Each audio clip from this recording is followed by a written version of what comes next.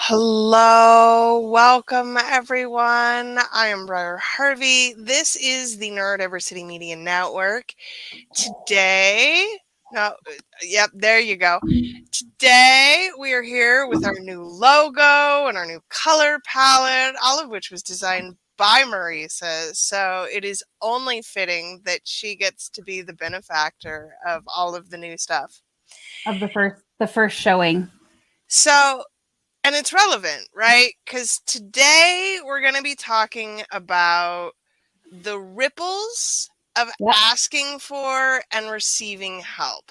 What that actually means, not just for you, but for your community. And it's important.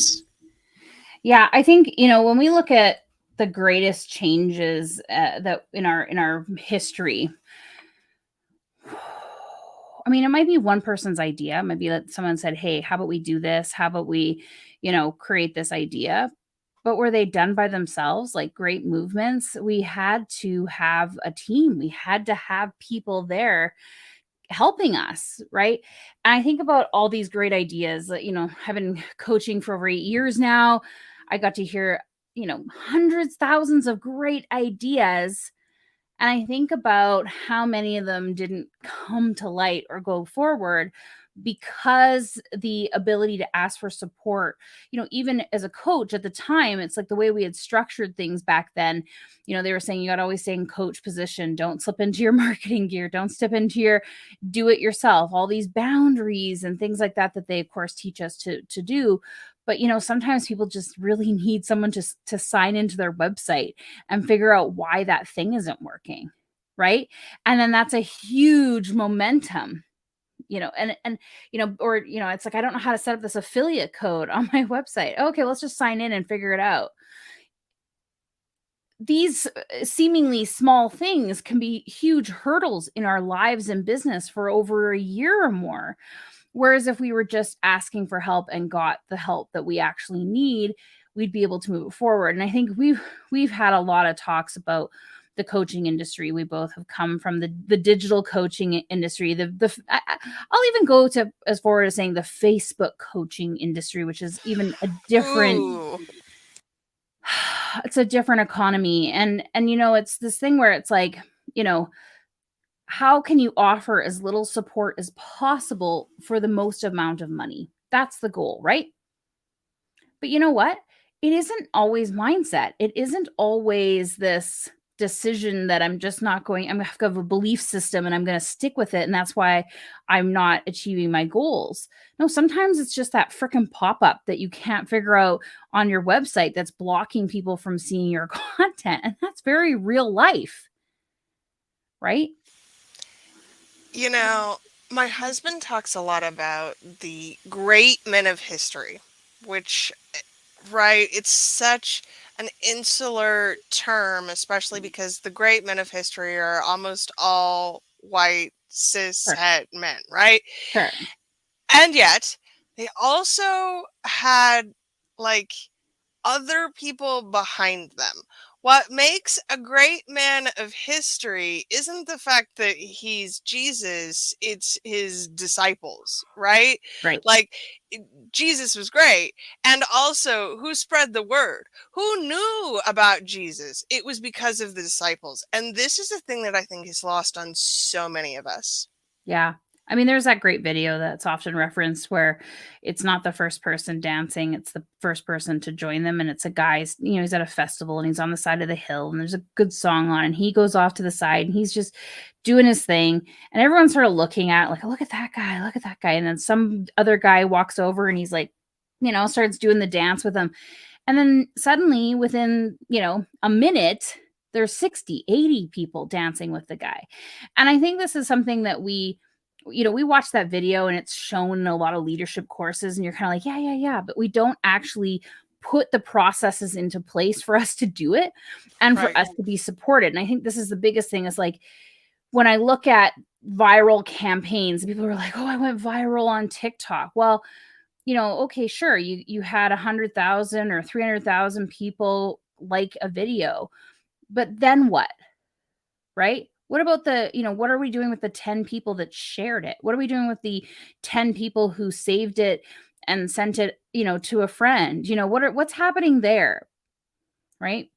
What's happening to the person that consistently comes back and, gives you that comment to keep going, right? We often ignore that. We often kind of brush over it and we just say, okay, yeah, but I went viral. But you went viral because people cared enough about what you were saying in that moment to help you out. To help you out. Okay?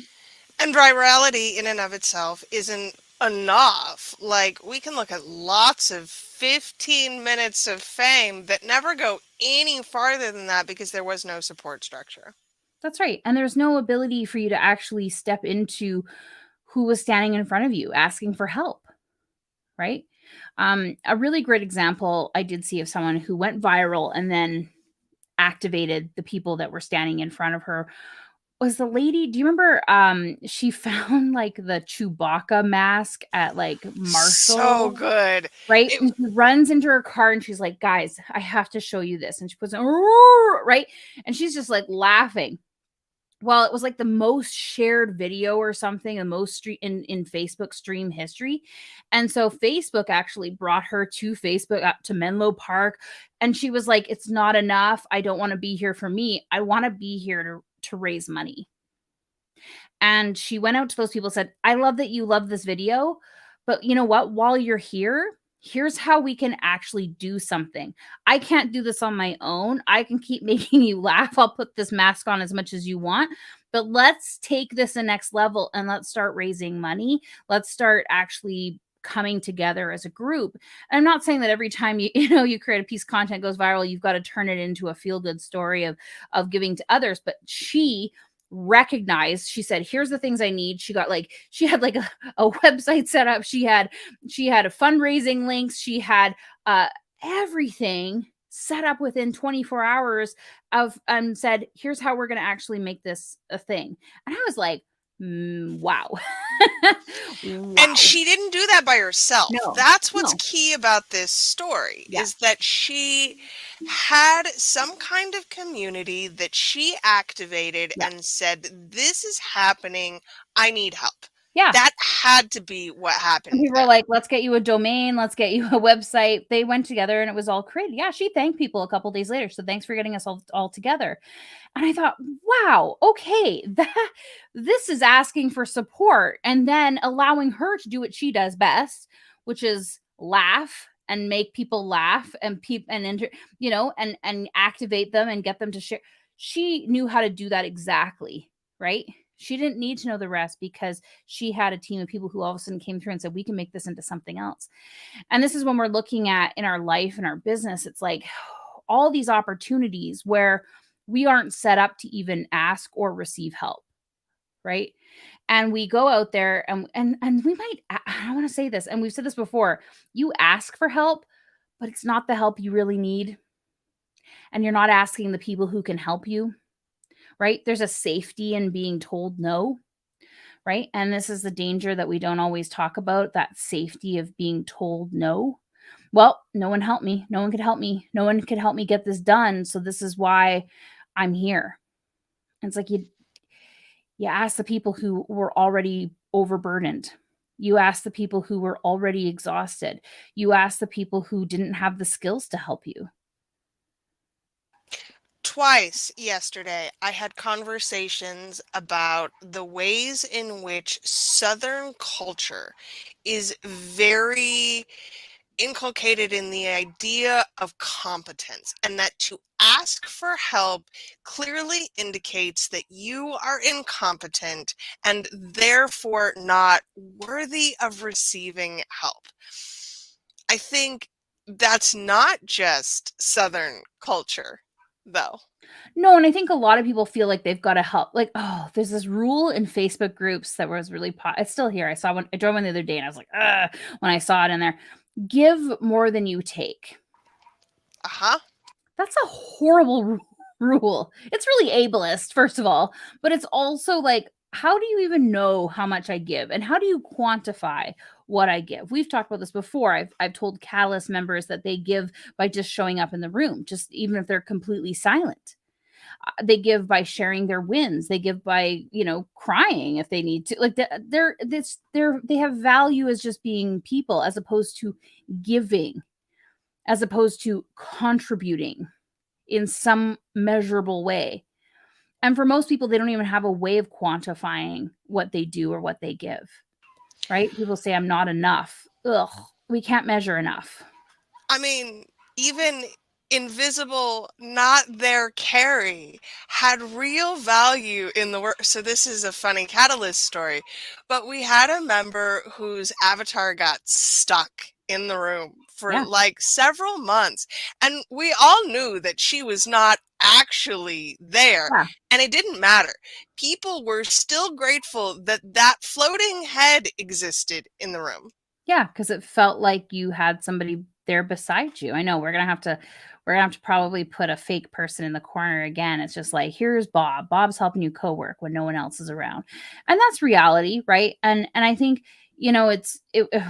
it was very sad when fake Carrie finally disappeared. We had Briar and I had some small words to thank Carrie for fake Carrie for, her contributions and for being in the room. And and it was those kind of things like that was fake Carrie was very valuable to us, and very worthy and more than enough without ever having said a single thing, and I think these are things that we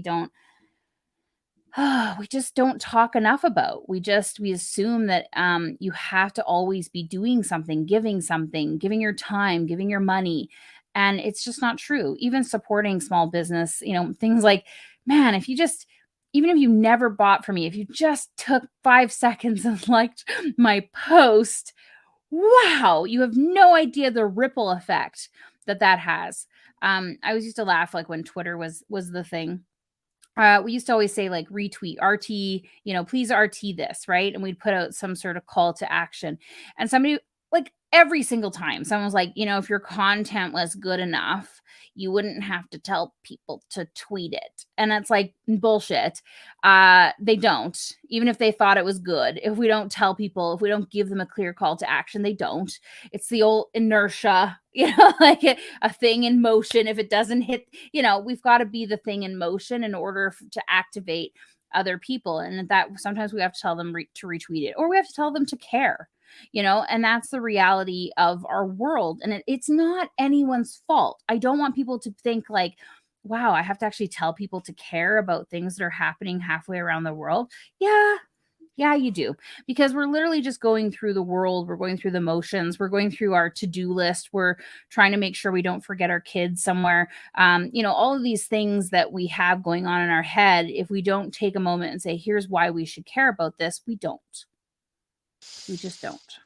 And for me, there's a moment where, like, when I remind people, there is always, especially on YouTube, y'all, there is somebody in the comments saying something disparaging about, oh, does that work for you? Well, yeah, actually, it does work for me to remind people that I have a thing that I'm building over here. I'm sorry if you find my blatant self-promotion to be offensive, but in fact, I'm going to keep doing it anyway. Yeah, I mean, somebody posted yesterday, we were talking about this, you and I, about the abandoned cart emails, right? So it's like, do you appreciate when people email you after you've abandoned a cart? Well, sometimes it's creepy. Like I didn't put any information. How'd you get my information? But I start putting in my information, and I really love it when you send me a coupon.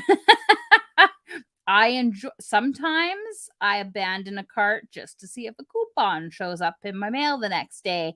But and that's, you got to watch that if you're creating a business. Creating the coupon weight culture is not great for your business long term. But the whole abandon, I mean, it was a resounding yes. People were like, yeah, sometimes I start filling it out and then I get distracted. My kid falls off a counter or something, and then I got to come back to it. The email helps you come back to it. So it's like one of those things where it's like you might hate doing it because it feels weird. There's going to be people out there who want it, right? Um, And There was it's no one in that thread that I saw that was like, no, don't send me abandoned cart emails. How dare you? No one. yeah, and there's actually quite a few responses to that, right? So I know it's interesting. We used to okay, if you don't know this, I used to accidentally be at the top of the pyramid in an MLM, and it was accidental. I didn't know what I was doing. I ordered something off the internet, and then they went on Dragon's Den, and we were wildly popular. Anyways, so I got like 350 people on my team accidentally. And one of the people I was talking to, she's like, so we sold tea. So the thing is, I had no desire to go into people's houses and do a tea party for them. I did it for a while and I was like, this is the worst ever. What am I doing with my life? And so, but it was really great tea. And so I set people up on an auto buy. So basically, when you bought tea for me, I'd say, Briar, how much tea do you drink? Like, are we drinking like a cup a day, a cup a week? Like, what are we doing here? And people will be like, oh, I'm going to probably do a cup a day on this. I'm like, okay, well, here's how long this bag is going to last you. What I can do is I can put you on an email reminder. And because it was an MLM, it was like, the whole party benefit. So what I would do is I would just say, whoever ordered in this shipment going in, this order going in, I would draw a name and you will get the hostess benefits, right? And so it worked. So, and just about everybody, over the course of a year got at least to be a hostess once. So you got a whole bunch of free shit. But people, so I said that I was explaining this to one of my team members, and she's like, you just email people? Like, you're like, I'm putting in an order. I'm like, yeah, I used to work order desk for a popcorn company. And I literally phone people twice a week to say, we're coming to your neighborhood. Do you need popcorn? I'm like, same thing. I just send out an email, and if people don't order, I don't care. They can unsubscribe if they want to. They can agree to not be on that anyways. Like, I ask everybody, do you want to be on my auto order?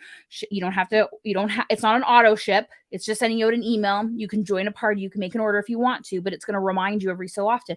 I mean, like, I think I had one person out of hundreds and hundreds of people that were like, no, I do not want that. Please don't ever email me. I'm like, okay. And then I was like, I don't care. It was like one person. And otherwise, like, I didn't have to go into people's homes. I just put in orders every month.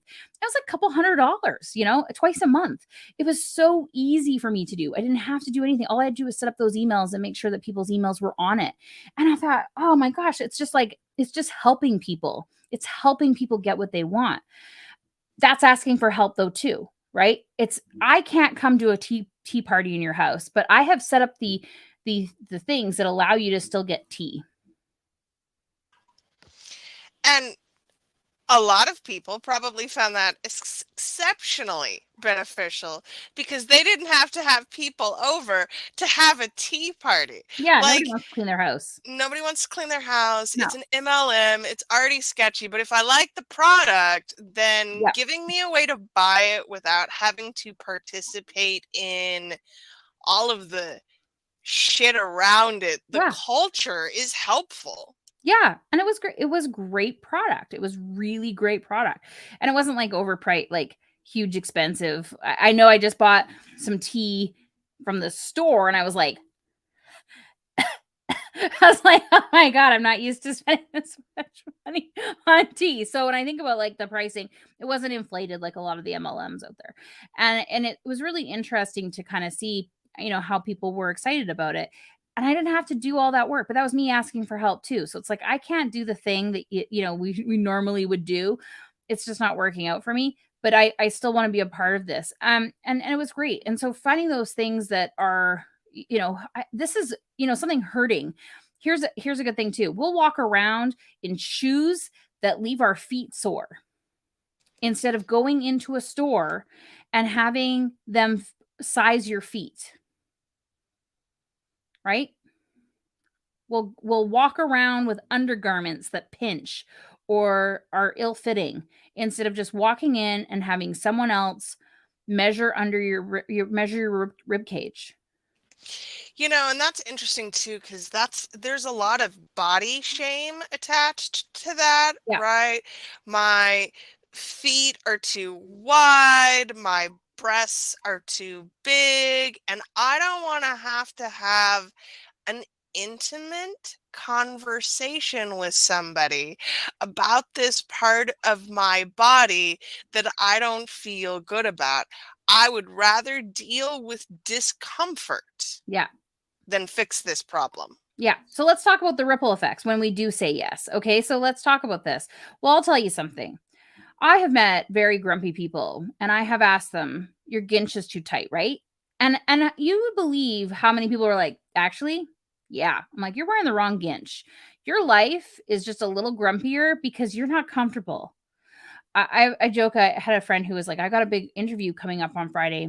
Do you have any tips for interview? I said, first of all, wear full bottom underwear. I knew she wore thongs normally. And she's like, what?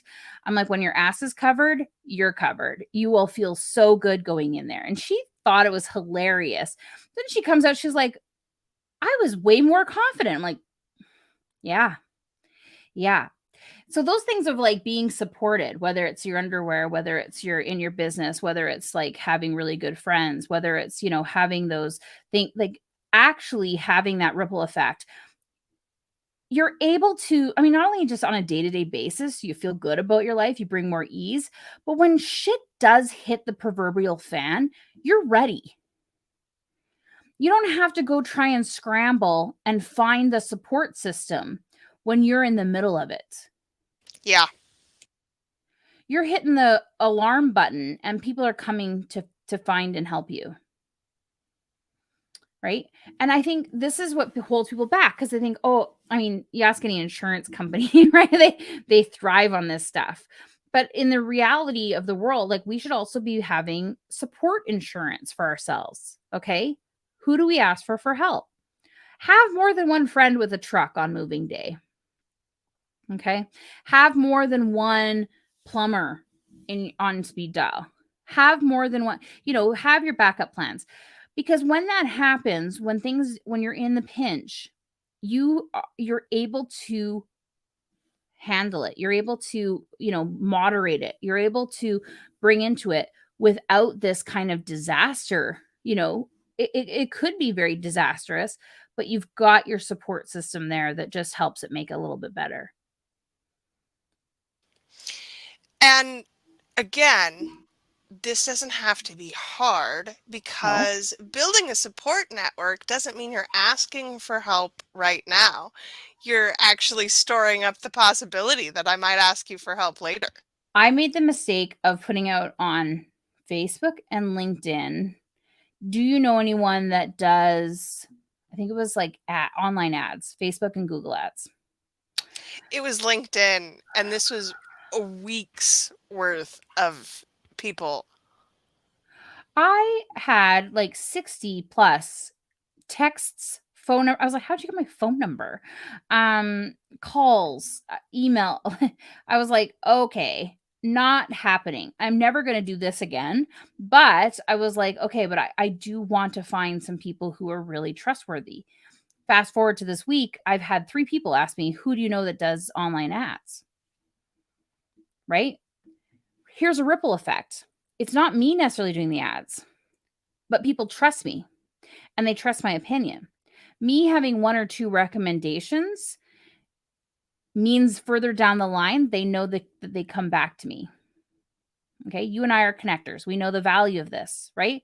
Ripple effect. Ripple effect of having someone to refer means that they come back and keep asking you for other things. When they come back and ask for other things, they see what you're offering, they see what you're selling. Ripple effect. So if you want to see something in direct sales where that return on having these things in place, ripple effect. Okay. The other side of it is we always laugh at the buzzword. Like Clubhouse was really bad for this, but Facebook has also been bad for this. Is if you want to have success in business, you got to hire a coach. You've heard it. I'm sure everybody has heard it. It's bullshit. But here's what I will say. You don't need to hire a coach, but you do need to have like support. Know where you're weak. Know where you hate doing things and find somebody quickly to help you do that. In theory, a coach points out your weaknesses to you so that you can potentially see beyond your own blind spots. Sure. But You don't need to pay a lot of money to a coach to do that either. I'm sure there is probably a person in your life that you know right now that is more than happy to point Yes. out to you all Yes. of the things that you might be missing Your significant other already knows. already. Your mother probably already knows. Like your kids probably already know too. And that's the reality of it, right? And again, they're just waiting to be supportive of you. And this is let's segue into this. So, when criticism and feedback is support, ripple effects. Okay? So, we have just embedded the catalyst into our membership system. Somebody's having a problem. They can't use the chat. I'm like, this is weird. We haven't had this problem before. And all of a sudden I say, oh, wait, how are you getting to the room? Right? We knew that there were some problems. You've been testing it out. Sure enough, they're using that top link that doesn't work very well. I'm like, how about you try this one? It works. Right? Now, I could go and say, like, they were like, what is the platform you're on? I'll go look at the help. I'm like, no. This is my responsibility to find this out, because if it's not working for you, it's going to stop. Like, we haven't seen it before yet. So I can't give you an immediate answer, but I want to know. And so, yeah, it took me like an extra, that's feedback. That's criticism. Okay. It's like your thing doesn't work. I literally pay for this thing to work and it doesn't work. I can go, oh, that's not for me, or that person doesn't know what they're talking about, or that person doesn't know how to use tech. No, absolutely not. There's an accessibility issue in here. Ripple effect. I'm now building a better product. I'm now building a better service because I know that and we've also built a line item in saying, hey, if this one particular thing doesn't work, try this. Right? Now we've got a knowledge base building. Ripple effect. Everybody has used tech that has no help system. Lord. Right? And it's like the moment that tech company decided not to engage help with their users, they flatten themselves. Yeah, the tech that I pay money for, and a lot of money for in some cases, is to companies with such great help that I'm happy to tell them what is not working so that they can fix it, because I know that they will. And they're happy to have a relationship with someone who is going to tell them what is not working. Like you, love it when I say, hey, Marissa, this is broken. Yeah. Yeah, I mean, I hate it because it's like, Right. not do it. But it means that we have the opportunity to make this even better. And the thing is that as we grow the catalyst and we have thousands of people roaming those, if we've got one little line in our knowledge base that's like, hey, if you're experiencing the same with the chat, try this. We've now reduced our support calls. We've now reduced a friction that people have with us. And here's the thing, when you're running business, every time you have a moment of friction, people are more likely to walk away. People are less likely to refer you to someone else. And they're not going to tell you what's causing them friction most of the time. It's just going to be a little annoyance that goes, oh, well, I don't like that. I'm not going to give you my money next time. Yeah. Yeah, and that's the reality. And so it's like, how do you set up systems in your business that actually allow yourself to ask for help, ask for feedback? And then how do you receive it? Right? I get criticisms all the time. I'm the type of person that people feel that they can criticize openly. Now, part of that is I've cultivated that with people, and sometimes I take it and sometimes I'm just like, okay. Because I don't like labels, and we all know that. But here's the thing. I don't want that to stop. I don't want people to stop telling me how they feel about me, whether I agree with it or not, because I often have no idea how I'm out in the world. I am oblivious to a lot of the things I say and do because I just stumble around. Today I was out and about in the retail shops, as the kids say, and wow, I realized how old I am, because I'm now that person who makes I've always been the person who makes weird, awkward conversations, but it worked out really well for me today, because as I was pittering around trying on clothes, this person was like, oh, I said, all of a sudden, I said, do you happen happen to have any jumpsuits? And she's like, we do have jumpsuits. So she went and brought me some jumpsuits and I tried them on. And of course, they didn't have the size. And then I said, can you ask another store if they have it? And she was like, I would love to. And then she called and then she was like, that store has one and they're going to put it on hold for you. Can we put your name on it? Yes. Then I ran over to that store and then I said, hello, you put something on hold for me. They're like, yes, here it is. And then they chatted with me about, and she's like, here's some things how you can wear this differently. And next thing I know, I've got like a whole outfit, like, that I was more than and guess what? It was because one, I asked for help. I asked for support. Two, they leaned into it and they were like, and so here's the thing, I get to walk away with an outfit and they get to have more sales on their report, which helps them in the long run too, right? I think part of the issue here, and we've talked about this a little bit before, but I don't know how to quantify it. People seem to think of help as a currency, and a Yeah. currency of which they have a limited amount. Like, I only get to ask for so much help, and then my help bank has run out, Yeah. and I'm going to have to earn more help to It's be able to ask it's for the more reason why help. I hate spoons. I hate Yes. spoons. I get that it feels good for some people.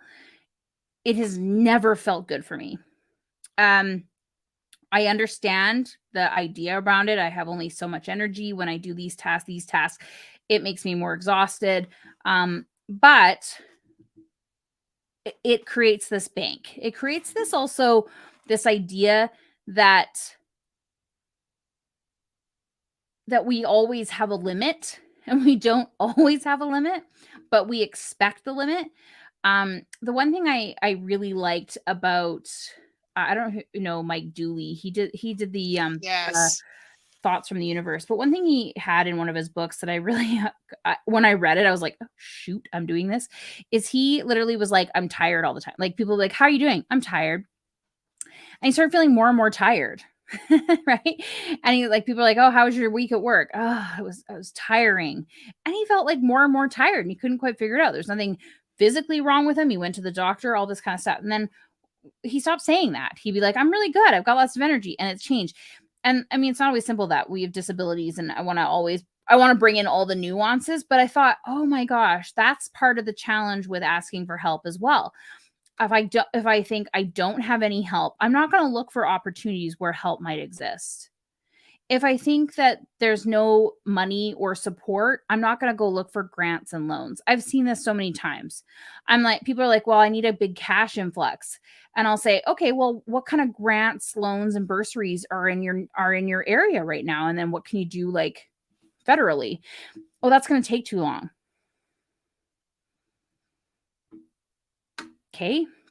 But if you do it this week, you might have it in a month or 2 months or 3 months when you're going to need cash again. Well, I need it this week. You're going to need it this week again in 3 months. Especially when there's that lack mentality around it. Yep. Yeah. I always say, let's sit down and do your SEO. And people are like, that's going to take too long. You're right. It is always going to take so long because you never start it. And SEO is a really good example of this because there are so many good tools, literally, that will walk you through it. Be like, fix this, push this button over here, add this tag. That's your assignment for the day. If you Yeah. just come back and do that a couple of times a week, hell, Yeah. even once a month for Yeah. half an hour makes a huge difference in your SEO. You're doing the daily thing in Squirrely, aren't you? Because I'm also on day 11. Anyway, but I love it, right? It's just Right. like here's the thing you need to do. Well, if I kept putting that off, I'm never getting it done. That's asking for help as well, right? And so the ripple effects of not asking for support is yeah, you are going to feel tired. Yeah, you are going to feel exhausted. Yeah, you're not going to have any resources when you really, really need it.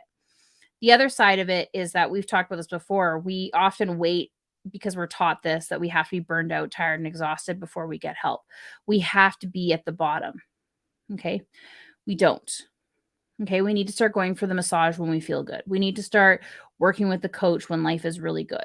We need to start not when we're desperate and we need cash and we're going to like if I hear one more story where the person's like I had to go ask my grandma for that 10K so I could afford a coach and it changed my life. Like, no, you should have get that 10K from grandma, but go invest it in like a proper marketing structure and get some ad ROI and then pay back grandma in like a month or two. Like we don't need to be, going off to a coach when you got nothing like that. We need support systems. We need actually things that are going to move the muscle, move the needle, I should say. So here's the thing. The other side of it, ripple effects is that you're showing other people what's possible for them because we have billion-dollar industries who really want people to be tired, burned out, and exhausted. Okay, including our healthcare systems. Okay. Especially our healthcare systems, Yep. whether it's for profit or whether it's government sponsored, there is no difference here. Healthcare is not in any way preventative. Yeah. Yeah. They're keeping their jobs safe. And here's the reality. Okay. If we start modeling a different approach, it makes it possible for other people. Okay. If we start representing that we get support, that we get help, and that we ask for it and that we demand for it, this starts changing the way our governments have to work. This starts changing the way I was talking yesterday. I said, for the most part, I've seen some incredible movements happen recently where people just got tired of waiting for the government. They lobbied the government, didn't get anywhere, and said, you know what? We're just going to private fundraise this and just create it. And that's the reality. Okay. And people will say, well, we can't let the government sleep on it. Well, I'll tell you something. We can leave the government behind because at some points when we've created the reality that we want, they do have to catch up because we don't need to vote for them anymore. Sam Altman of OpenAI has talked a lot about how he wishes the government was more involved in the development of AI because there should be rules and there should be structures. Yeah. And listen, especially in the United States, I feel like we're 10, 20 years out from even figuring out a way to be involved. And imagine where the tech is going to be 20 years from now. And it's going to be because private development has made that possible, not because the government stepped in. Yeah. I mean, even Elon Musk wants the government to be more involved. Like, what kind of weird reality are we Right. in, right? Where we all of a sudden are like, listen, Elon's got a point here, and he rarely has points. He's very, spherical in many ways, but like, dude's got a point about this. And you think about this, there's a reason though why the billionaires want the governments to be involved. Okay. It's not entirely for good either. Nope. Okay. Don't think they're being altruistic here. Yeah. Yeah. But I mean, that's the reality of it. We have to kind of becoming our own, influencers in these kind of realms and stop letting the government, because that's also asking for support. That's also receiving support, right? Is basically creating the reality that we now want and then letting the government, catch up because they're now out of a job. Well, and even when the government is involved, it's like all of the people asking for regulation of the coaching industry. I get it. And also, what are they regulating and how are they going to be making it better? Because until you can answer those questions, more regulation doesn't always equal more support. In fact, it almost always equals less support. There's like what 3 or 4 main accrediting bodies right now for coaching industry Hmm. that I know of. Hmm. They overlap in many areas. So once you get regulation and you've now they're going to have to fight it out. Like who's going to actually do the regulate, because they're going to want self-regulation as opposed to government regulation, which some people don't realize the full extent of that and what that actually means and how that does tie in with the government. I used to work for the self-regulating body of physicians here. So there is a lot of things to think about when we talk about regulation of the coaching industry. But here's the other thing. Like you said, what are we actually regulating? right? So we have regulation of therapists, and there's a big reason why a lot of therapists are becoming coaches. Okay? Because they've regulated themselves out of the ability to make a living being a therapist. Okay? And good and bad. I mean, we still have to protect patient privacy. We still have to make sure things are HIPAA compliant. We still have to make sure that these kind of things are safe and that these are the regulatory things that I actually want to do. But I also want to look at, are we regulating I mean, the trauma industry is thriving. Okay? Again, people who are coaching on trauma are not necessarily doing it for your benefit. They're do Many of them are, and there's some really fantastic trauma Sure. coaches out there.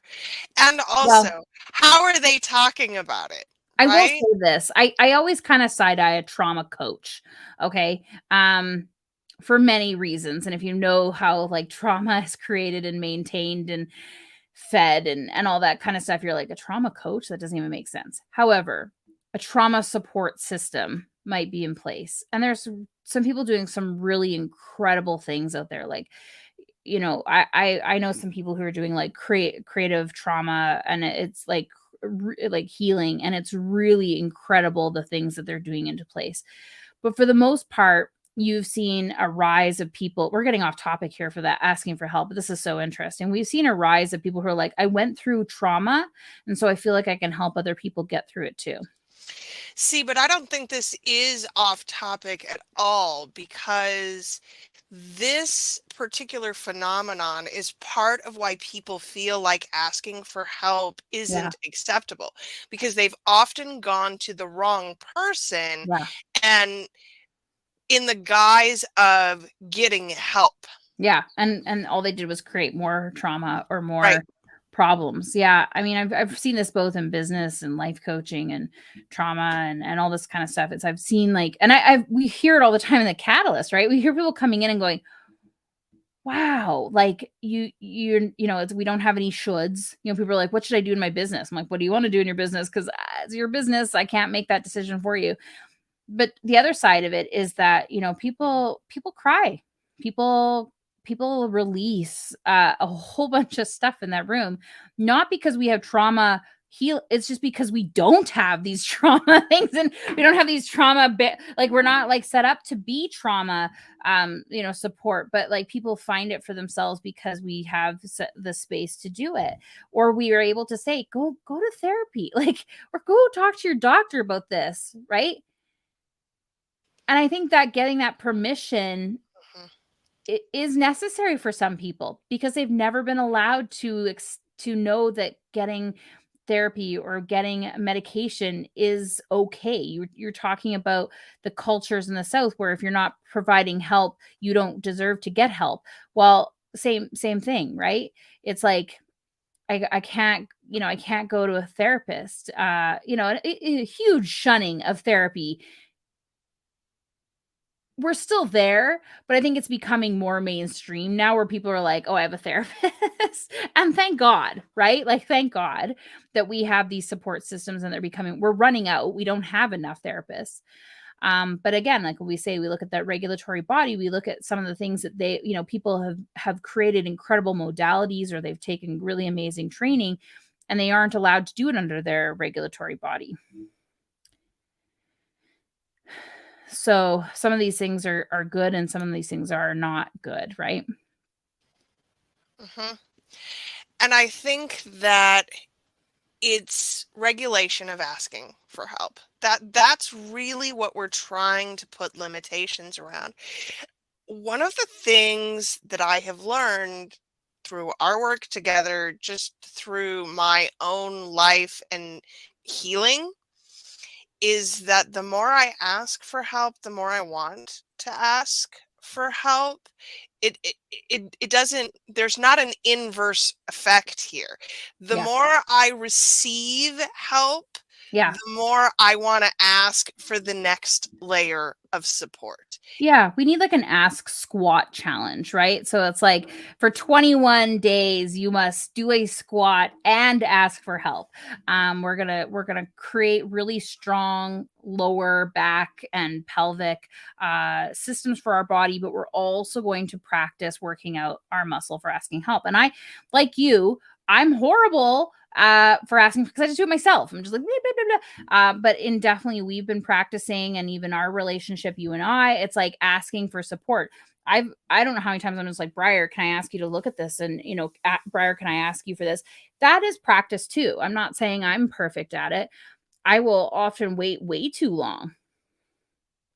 Why? Because I feel like here, actually, I know why. So I come from the iterative development world. And I know that we don't need to pick apart. We only pick apart the things that are important for that iteration. Hmm. But I'm also autistic, and so I also feel like I have to add in 8 layers of nuance because people will look at things that are not important. So I will pretty much go to the end so that people can focus on the thing I'm asking help for. And that's I think one of the interesting things that we are going to all get stronger at is when somebody asks for help, we actually give the help they've asked for and not the help they haven't asked for. And that's hard, especially if you are a parent, especially if you are a partner. Like, I see you struggling and I know that you need XYZ thing, but that isn't what you've asked for. So I have a choice. Do I offer you the help that you have asked for?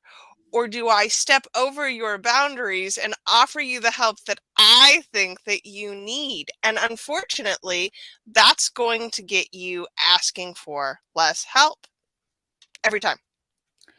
Yeah, or you really, yeah, because even if you don't recognize that the person has not necessarily given you like they're giving you what they think you need, is that you're like, oh, that didn't help. I asked for it and I didn't actually get the help. Like it didn't help. So I'm not going to ask again. I always like to give the example of when I was looking for this filter. TikTok has this like really cool filter where it like bokehs your background and it makes you like have really good, you don't have to put on any makeup. And I'm like, I like that. I like that it evens out my skin tone. And so I said, does anybody know of any app that does this in there, like with the blurry background and the lighting? And instead of people giving me app suggestions, I got, and because I put a little clip of a video so they could see what it looked like. I got somebody who was like, here's a tip on how you can look more confident, which you could only imagine how I responded to. I was like, yeah, so actually, because her big thing was that I didn't make eye contact continually with the camera. And so it made me look like I didn't have confidence. I'm like, your determination of my confidence level is about you.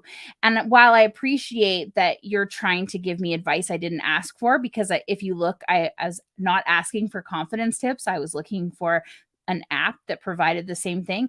I'm going to tell you something. If you continue to watch my videos, you are going to be very disappointed in me because my eyes go everywhere else but straight ahead. If I want to, I can focus it, but that means that my content or my message might not be as clear because I'm using my focus there. I said, your ability to judge who is confident or not is a you problem, and it's not mine. And, I know she was quite taken back, but like, ma'am, you don't know me. You have no idea my confidence level. My confidence level is very high. I am very, very proud of myself and impressed with myself. And if you can't see that because my eyes aren't looking at a video in a 15-second clip, that's actually not my problem. You need to reevaluate your own judgment around other people or not. I What's don't care. funny is that you could have taken her to task for being very ableist because we Or, don't do the eye contact yeah, well, thing, I but explained. whatever. I explained that. I said, you've got a large population who are never going to look at you or the camera in the eye. So if this is your thing, if this is what you're selling, you better hurry up and adjust it. Otherwise, you are going to run out of audience. Or not. It's your Or not. business. You get to do whatever you like. So, how do we impact the ripples? Like, Yeah. How do we measure, or you mean like how do we? no, it's more like, okay, when you're skipping stones, right? Yeah. There's technique here. Yeah. I can make it just jump 2 or 3 times. If I get the right stone, if I throw it right, I can get that shit halfway across the lake. I know because I spent many years practicing this entirely useless skill. I think, a good way that we can do this is start to recognize where we are getting help. And this is somebody was talking recently about how someone was talking about how like their great modality that they created, but they didn't mention all of the coaches, mentors, term paper, like papers, theses, whatever, all this content that they had farmed their great idea from. And it was like, we should be citing our sources. We should actually be recognizing. It's something I'm trying to do really. Like, I try, even when I post on Facebook, like I'll say, Breyer was part of this conversation. Darcy was a catalyst for this idea. And the reason why, one, is I'm trying to show people that I'm not doing this all by myself. We just built a whole new Catalyst site, and we have 3 sections in there. You're one of them. And the 3 quotes, you, Veronica, and Biba, are all about the people in the Catalyst and not about me. And that's very important to me, because I think we do not show. We're so worried about plagiarism. We're so worried about, be like people taking away our credibility. We've got to be the leading expert. We've got to be the foremost expert. We've got to be no, it's like me and 50 other people contributed to this idea. And look what we got. You know, it's a big part of what I do here. Obviously, I don't want to be the expert on everything. I want people to come in here and teach me and teach my audience. I prefer to not know all of the things because that allows me to learn and grow and Yeah. change. And if I have to be the expert, if I have to know everything, Yeah. then I am fallible. Yeah. Yeah. And I think I don't care. Like, for me personally, I don't look and go, did you figure this all out yourself? Like, I know it's important to some people, and I love independent thought, I love independent creativity, but I also love where people are like, I saw this picture and I thought maybe I could make it myself. Cool. Right? And here's the differences. Here's where I went off the track. Right? That's where those like paint nights are fun, because you literally have this picture and a teacher's like showing you this masterpiece that they've created, and then you go and you do your own version of it, and the teacher walks around and celebrates all of your own individual paintings, and they all look a little different. There's nothing less value, like each of those paintings isn't less valuable because everybody went and did their own thing. No, arguably, we've learned something from somebody else and taken that skill and improved upon it. Yeah. The light bulb is not the original light bulb. Right. The radio is not what Marconi came up with. Like, and even Marconi got his ideas from somewhere else. It is just like, the more we start to recognize where things come from. And I mean, we're in the world of like where appropriation recognition is starting to become like, we got the internet. We literally have computers attached to our hands now. So you telling me you invented that, I'm going to go on the internet and I'm going to see where this idea has been appropriated from in the world. And credit. So Edison is such a good example, right? Because Edison stole so much of his shit from Tesla, Yeah. who until fairly recently, within the last 50 years, reached the kind of popular cultural awareness that Yeah. he totally lacked when he Yeah. was creating and innovating. I mean, it helps when you got a car named after you and, who is it? Benedict Cumberbatch plays you, I think. Like, Right. it helps when people are, finally figuring out who he was. But he used to be like this, like, indie hero, for the nerds out there, and I think, that's I mean, it's interesting when we talk people always get really mad. The Marxists really get mad when I talk about, well, Jenny contributed a lot, like oh, Carl created it all. I'm like, first of all, Carl didn't even know some of this stuff existed until Jenny was like, hey, do you see what's happening over here? So, Mhm. like, like this kind of stuff where we stand for like our hero who did like everything is borrowed, everything comes from something else. The first computer was like what, thousands of years ago. Like we're not creating anything new here, people, but we feel like we have to do again. We have to do it all ourselves. This is my framework.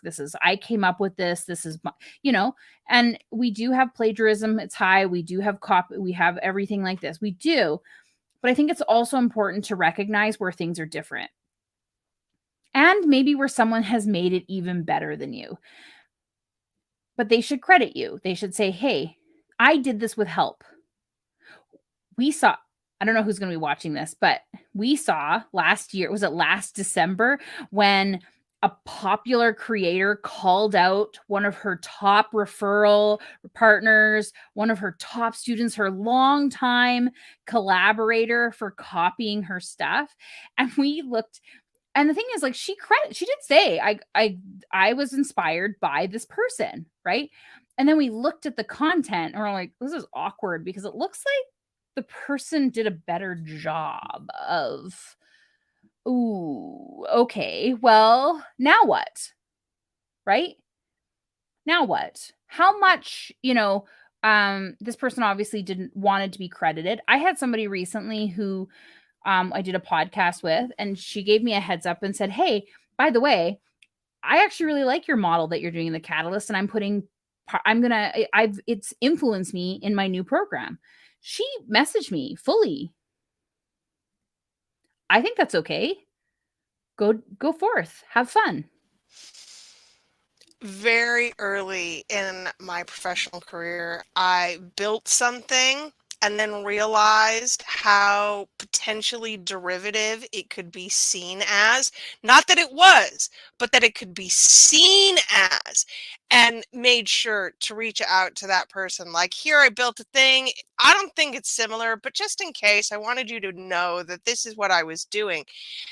And she was incredibly grateful. We continue to have a great professional relationship because I was like, hey, I don't know if I stole this from you because I just took your program, but now I've made something and I'm worried that somebody might misperceive it. And she's like, no, please go out, put your thing in the world. Yeah. I mean, can you imagine all the people that are creating communities using our platform right now? If I was like, no, it's too much like mine. No, we can't serve everybody. Go do it. But I also will say there's some certain things that I've seen out in the world where people have borrowed and have not asked, right? And so that's where we get into the other conversation. Maybe that's our in 2 weeks we talk about this, is what happens when people we've helped people, but we were not asked to help people. And we've helped them. And then what? Or we did help them and they just went and took it and ran with it. And I think we see this a lot in the business world where you brainstorm with somebody and then they go and take it and they go big with it. So there's another fairly big person in our circle who, like, I don't want to human design it, but they have an open head, Okay. They have an open center. open head center. Okay. And then every conversation this person has ends up as a program that they've created. Like, this just keeps happening over and over and over again. And no one wants to say anything. Is really the thing that happened here is that everyone will circle around and go, "Hey, I feel like I had a conversation with you about that thing, and now you're doing that thing." And that's a problem. But I also don't think, perhaps it's deliberate in this case, but in many cases it's really not. It's that there is a synergy that we're all doing kind of the same thing at the same time in the same pond. And sometimes having an idea isn't the same as acting on the idea. Yeah, I mean, there's this thing where it's like, people will say, If I'm doing the right thing, send me a sign." And my sign is show me a dragonfly. Well, the thing is those dragonflies were buzzing around you all the time. Even in the winter, dragonflies are in every store you're in, but you didn't notice it, right? So now you've said to your brain, I want you to notice dragonflies because I want this to be a sign. Okay. Same thing with a car. I want to see a silver Murano. You might not have never noticed it. And all of a sudden you're like, wow, we saw 9 silver Muranos today. Well, because you were looking for it.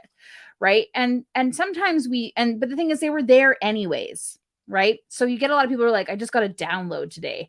I'm like, you didn't get a download. You had a chat with your friend, or you watched an ad, or you like, there's so many piece of information coming into our brain at any given time, right? So part of it is being intentional about where you got your information. Whenever we have an idea in the Catalyst, what's the first thing we do? We go Google it to see if someone else had it, right? We go see if there's a domain. We go see if anyone's got a website on it. We go see if anyone has a podcast about it, because we know that we're always taking in information all the time. Well, and even that isn't necessarily negative feedback either. I often look at that as validation that my idea is good and has merit. Somebody else has thought of this before. Oh, well, then people are interested in this thing. Absolutely. Absolutely. We have one of the members, we went and looked, we realized that there's absolutely no competition for a course that she could create very easily. No competition. No one out there is doing it. So our next thing was, well, maybe we got to go see, maybe no one's looking for it. Okay. Thousands of people are looking for it. Okay. Now we've got a cool idea, right? So those things rarely happen, though. There's always somebody out there. There's other people with online memberships. I actually was a part of a online virtual community before I started the Catalyst. It was somebody else's. I could see where it was working, where it wasn't working. I got an opportunity to go with it. And I will say this to everybody out there. If you have an idea and you want it to go big, you do not take your foot off the pedal, because someone else will get there before you. I think, like all ripples, the ripple of the idea, and I really like this from Elizabeth Gilbert, which is that ideas have form. They will come, they will visit you, and if you do not act on it, they will go and visit somebody else. Yeah, I think it was like the Beatles. They asked them, like, how do you write all these songs? And they're like, the songs are already written. We just pull them from the sky. I look at idea curation that way too. I look at it as a whole bunch of pants coming on a laundry line, and we take them off and we try them on. And if they're not for us, we put them back on the line. They're for somebody else. That's totally legit. But if we try them on and they fit really good, let's go. Because that idea could also be somebody else could be trying it on at the same time. Right. And this is where, again, we come back to asking for help. So if it's a really good idea, we don't sit on it by ourselves. Okay. You go and you find a group of people that can help you flush it out really quickly. Find the weakness spots, find the strength spots, find the networking, find the grants, find the money, the investors, and you hit go. Having those people ahead of time and knowing who you can trust is essential. And I think that is, for me, I know that if I go viral tomorrow, the first place I go is the Catalyst. If something happens that I need to talk about, that's where I go, because there will be someone there to support me, to support the idea, and to be able to help me in the ways that I am asking for. Yeah, and if there isn't, we'll find them soon enough and we'll bring them in Right. because we're going pretty quickly. I mean, this is the thing is like, and whether it's, you've joined the Catalyst or you have your support system elsewhere, this is life or business, make sure you have these group people and know that they might be busy. And just because they're busy doesn't mean you don't ask again or ask someone else for that same thing, because that's the beauty of this. That's the beauty of being surrounded by, great support systems, is that it doesn't have to be on one person all the time, right? And so this is the ripple effect too of having that support system out. I always think like our spouses, our significant others, our partners in our life often get the brunt of everything. They're not meant to support you in everything. You're meant to have a bunch of people, because what happens is it wears it down. And I've seen some really like unfortunate breakdowns in relationships because of the heavy load all the time, right? But they're their own people. They're the own main character in their world. My favorite word is sonder, because it's the realization that you're the supporting character in somebody else's movie. Right. And I love that. But we often will just still bring all of this kind of heaviness and support needs onto one person. But the more people we have surrounding us, the more options we have for it. That's a ripple effect. Now we're helping them as well, so that they're not just the only ones supporting us. And the other side of it is they're seeing again that modeling of asking for support.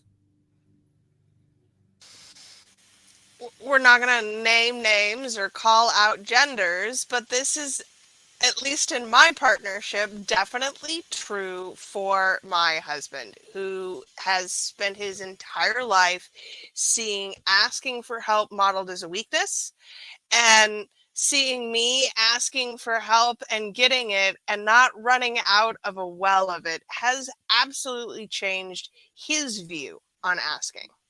Yeah, my mother-in-law last night asked us, do we have somebody that's doing our lawn? And Kevin is cutting it right now. And so we're like, yeah, Kevin helps us do snow removal in the winter and he helps us do grass removal in the summer. And she said, well, how much, does he cost? Well, $1,000 each season changeover. And she goes, oh my God. And we're like, oh no, it's a great deal. It's a fantastic deal. We've said we every time Kevin helps us, we're like, should we pay you more? And he's like, it's great. This is fun.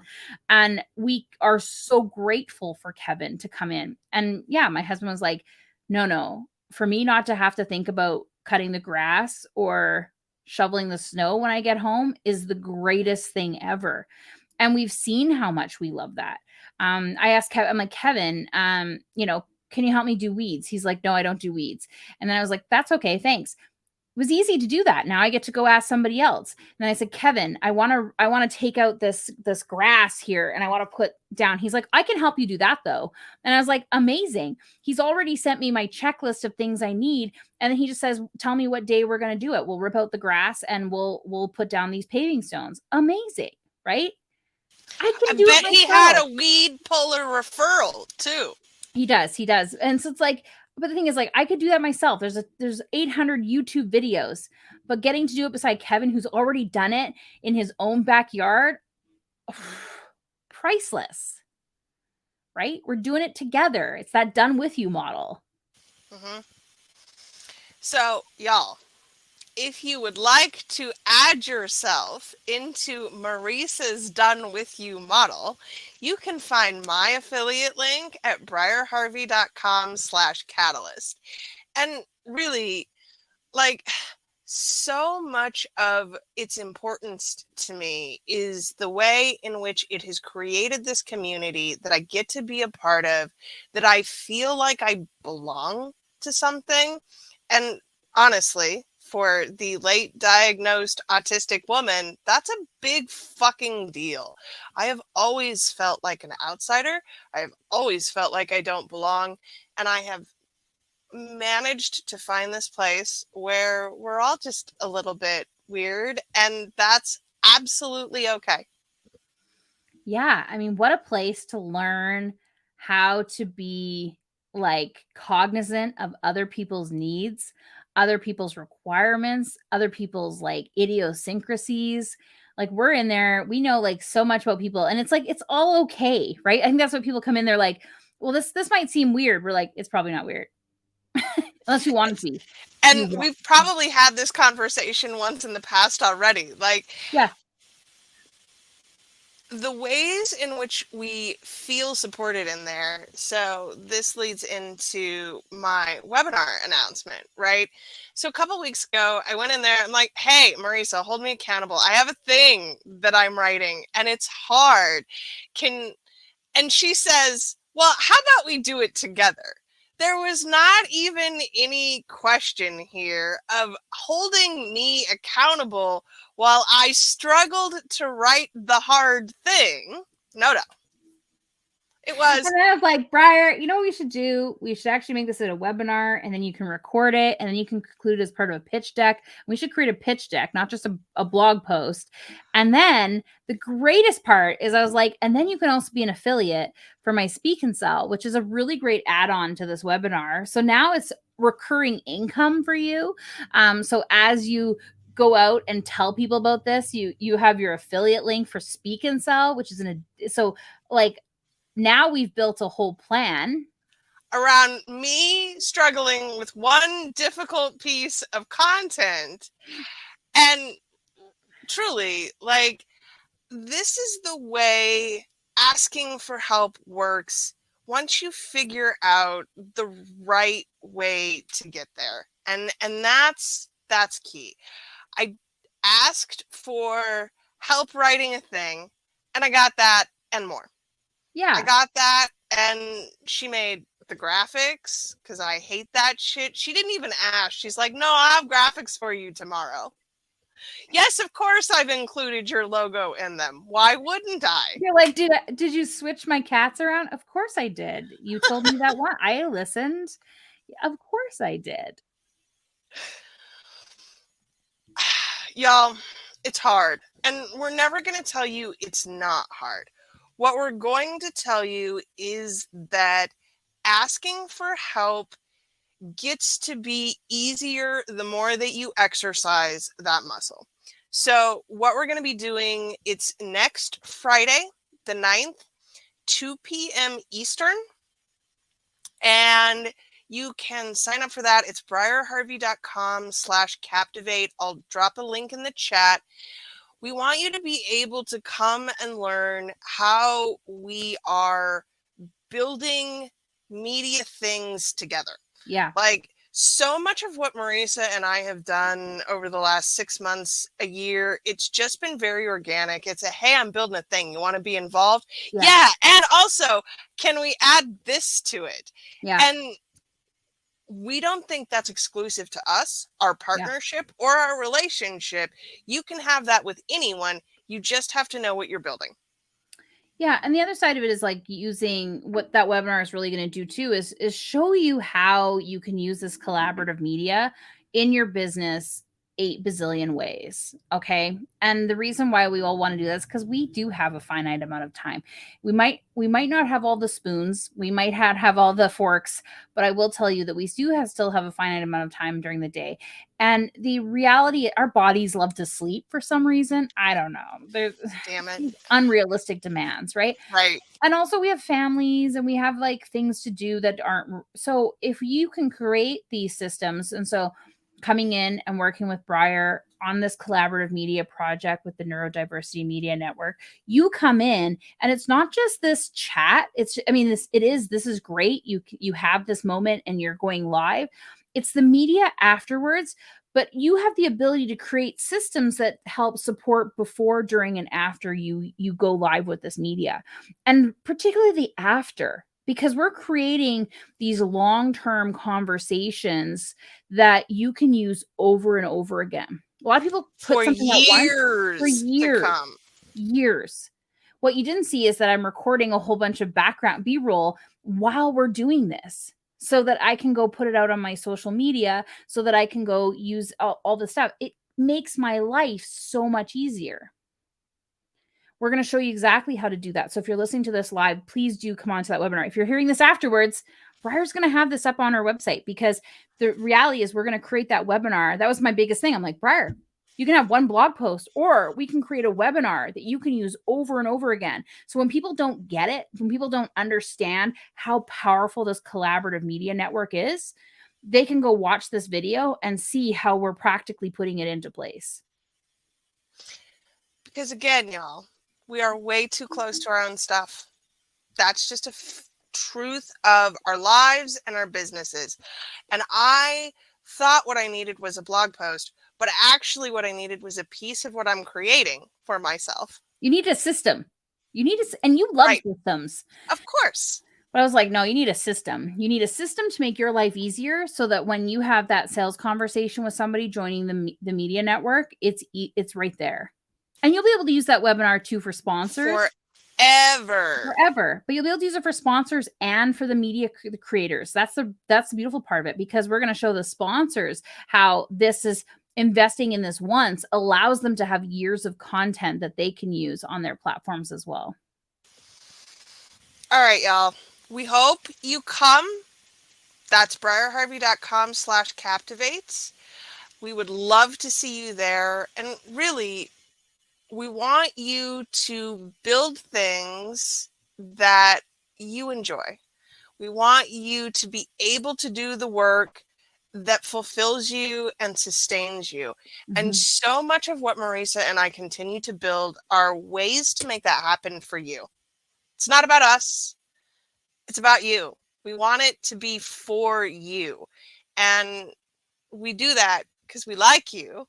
We want you to thrive because it makes us happy. Truly, like nothing makes me happier than finding ways to help you grow.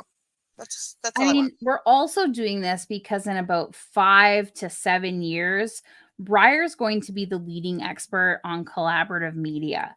So what we're doing right now is setting that foundation up where there's this mountain of work that Briar's amassing with everybody to show here's what it is. So just imagine your work could be part of a collaborative piece, a look back piece, if you will, of this incredible initiative. Collaborative media is going to be huge, everybody. Get in on this. I think so, but I am biased. It is my thing. So we would love to talk more about it. We will see you all next Friday, and we will be back not in 2 weeks because Marissa is not ever available on the off week. So in 4 weeks, we will be back to talk about, how you want to put it, the negative effects of asking for help, or the ways in which asking for help is misperceived, maybe. Or even when you've helped people, but they don't recognize it. Yeah. And that's a thing that we need to process, right? Because sometimes it's worth, especially in terms of our IP, we need to make decisions whether we want to go after that in court, or whether it is something that we need to process in ourselves too, about how we're impacting. And for business owners who are watching this, as you grow your influence, you are going to see your ideas reflected out into the world. And so it can be hard to acknowledge that you've helped people who are not crediting you. So many layers, y'all. We will be back. Thank you for being here. Thank you for asking for help. Go out and ask someone for help today. Truly, that's all we want. Go ask someone for help. Absolutely. Thanks, everybody.